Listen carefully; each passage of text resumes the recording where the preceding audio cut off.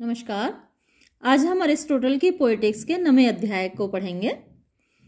It is moreover evident from what has been said that it is not the function of the poet to relate what has happened but what may happen what is possible according to the law of probability और necessity.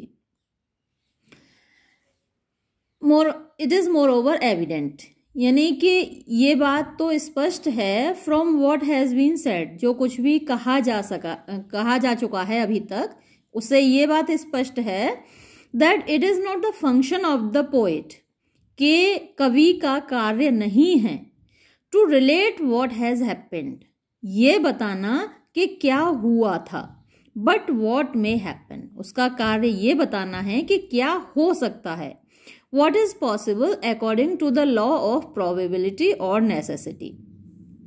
probability संभावना, necessity आवश्यकता। तो संभावना और आवश्यकता के नियमों के अनुसार क्या हो सकता है ये बताना कवि का कार्य है, क्या हुआ था ये बताना कवि का कार्य नहीं है।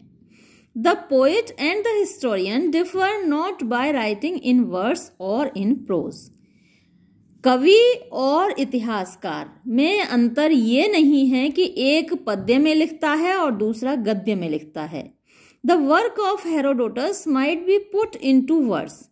हेरोडोटस का जो कार्य है, हेरोडोटस एक प्राचीन यूनानी इतिहासकार है, तो उसकी जो पुस्तकें हैं वो यदि पद्य में भी लिखी जाएं, and it would still be a species of history with meter no less than without it.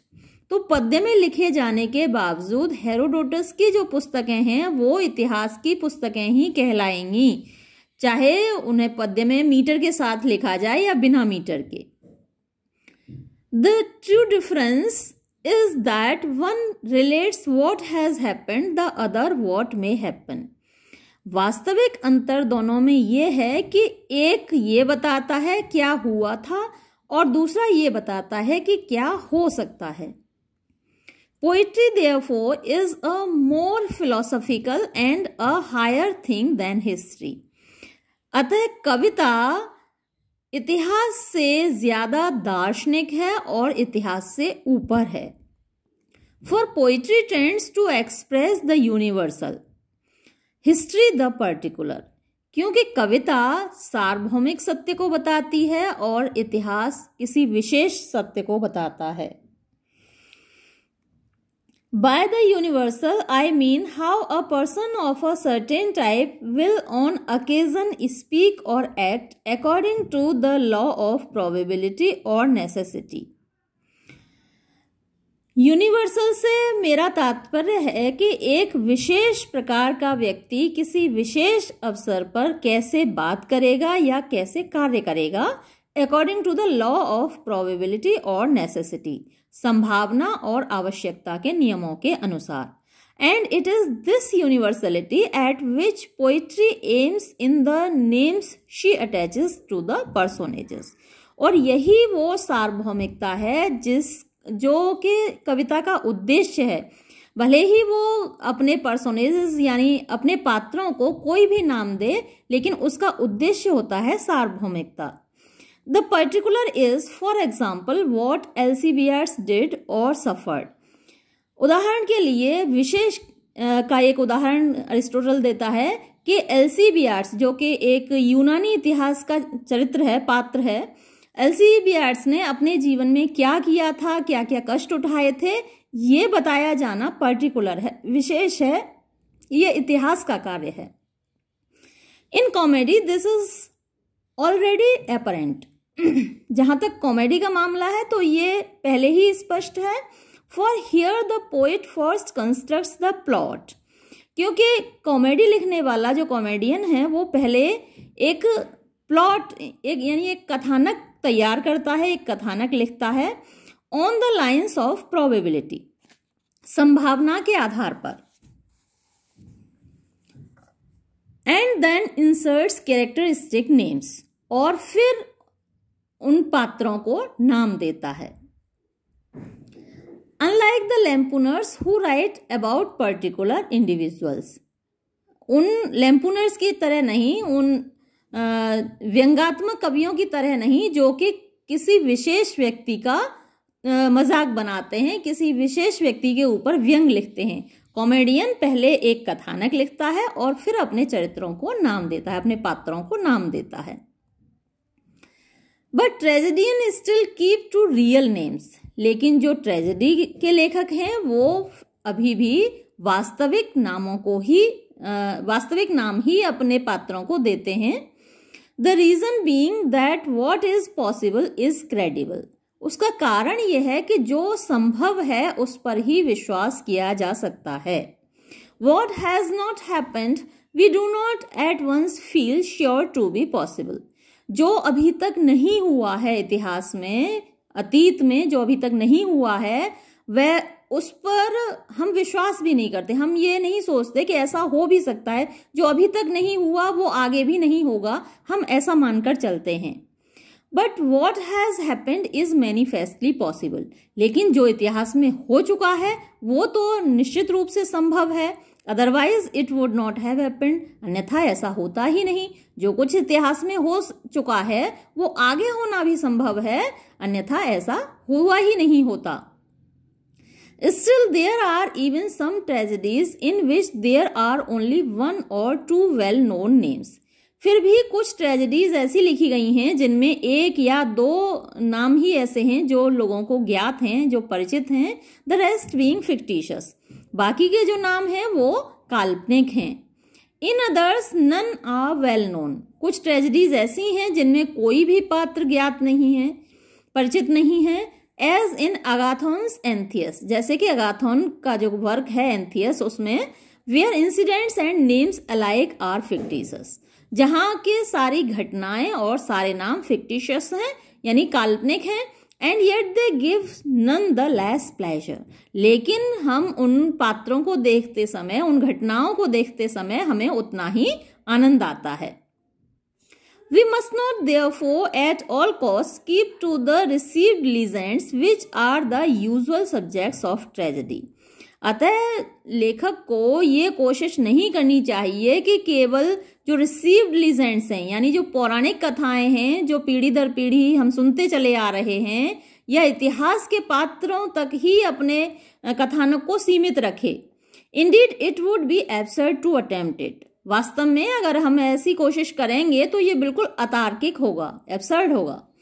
For even subjects that are known only to a few, क्योंकि जो इतिहास है या जो पौराणिक कथाएं हैं वो भी सभी को ज्ञात नहीं होती। सभी कथाएं या पूरा इतिहास सभी लोगों को तो ज्ञात नहीं होता। And yet give pleasure to all, फिर भी आनंद तो सबको आता है उन कथाओं को सुनने में, उन नाटकों को देखने में, भले ही किसी को ये कथाएं ज्ञात हों या ना ज्ञात हों। It clearly follows that the poet और maker should be the maker of plots rather than of verses. अतः जो कवि है जिसको कि मेकर नाम दिया गया है, जिसको कि बनाने वाला निर्माता नाम दिया गया है, वो किसका निर्माता होना चाहिए? प्लॉट्स का, मेकर ऑफ प्लॉट्स। वो कथानक का निर्माता होना चाहिए, ना कि वर्स का निर्माता, ना कि पद्य का निर्माता। Since he is a poet because he imitates, क्योंकि वो कवि नाम ही उसको इसलिए दिया गया है क्योंकि वो प्रस्तुतिकरण करता है। And what he imitates are actions, और वो प्रस्तुतिकरण किस चीज का करता है? एक्शंस का, वर्सेस का नहीं। And even if he chances to take an historical subject, और यदि कभी वो इतिहास से अपनी विषय वस्तु लेता भी है, he is none the less a poet, तो भी वो कवि ही रहता है। यानी इतिहास से विषय वस्तु उधार लेने के बाद भी वो कवि ही रहेगा। For there is no reason why some events that have actually happened should not confirm to the law of the probable and possible, क्योंकि इतिहास में जो हो चुका है वो भी कार्य कारण से बंधा हुआ हो सकता है। यानी इतिहास में पहले जो हो चुका है वो आगे भी हो सकता है। And in virtue of the quality in them he is their poet और मेकर। तो इतिहास से उधार ली गई विषय वस्तु को वो अपने हिसाब से प्रस्तुत करता है, अपने हिसाब से उसे मोल्ड करता है, मैनिपुलेट करता है, और वो उनका निर्माता ही कहा जाएगा। भले ही उसने घटनाएं इतिहास से ली हैं, चरित्र जो पात्र हैं वो भी इतिहास से लिए गए हैं, लेकिन उसका प्रस्तुतिकरण उसका अपना है, इसलिए वो उनका निर्माता ही कहा जाएगा। Of all plots and actions the episodic are the worst. जितने भी प्लॉट्स हैं, जितने भी कथानक हैं, उनमें एपिसोडिक सबसे खराब हैं। एपिसोडिक से यहाँ एरिस्टोटल का तात्पर्य दो तरह के कथानक से हो सकता है। एक तो जैसे शेक्सपियर के प्लॉट्स होते हैं, उनमें एक मेन स्टोरी लाइन होती है और एक साइड स्टोरी लाइन होती है, दो कथानक साथ साथ चलते हैं। या फिर एक जैसे फिल्म आई थी शायद राम गोपाल वर्मा की थी, डरना मना है, तो आपने देखा होगा कि उसमें एक स्टोरी है, फिर वो खत्म हो जाता है एपिसोड, फिर दूसरा है, फिर तीसरा है, यानी फिल्म एक है लेकिन उसमें अलग अलग एपिसोड्स हैं। तो इस तरीके के एपिसोड्स, एपिसोडिक जो प्लॉट हैं, जो कथानक हैं, वो अरिस्टोटल को पसंद नहीं है।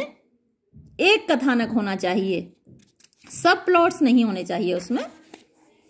I call a plot episodic in which the episodes or acts succeed one another without probable or necessary sequence।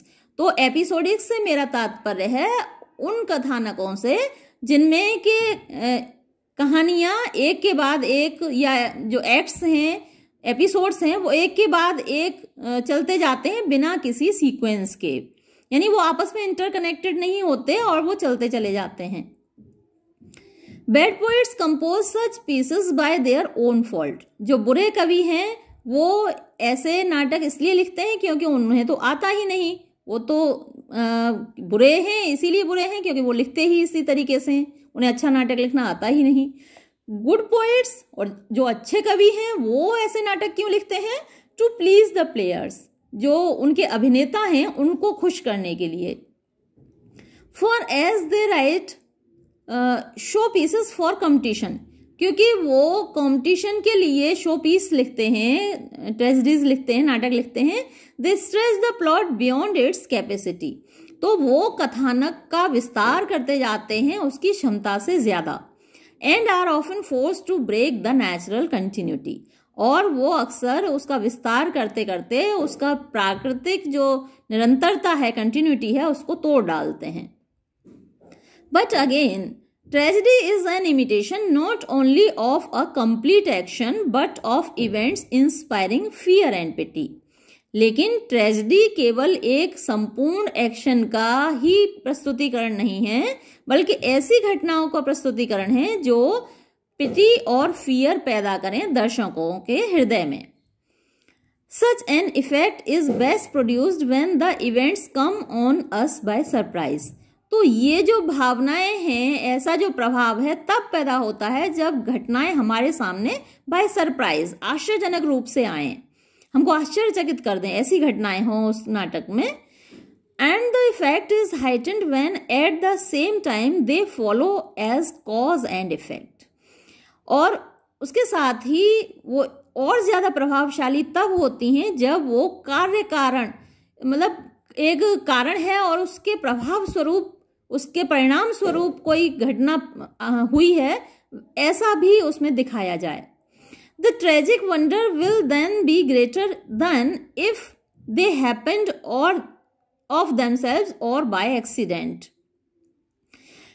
यानी स्वयं वो घटनाएं हों, उससे ज्यादा वो घटनाएं तब हमें आश्चर्यचकित करेंगी जब उनमें एक कार्य कारण संबंध हो।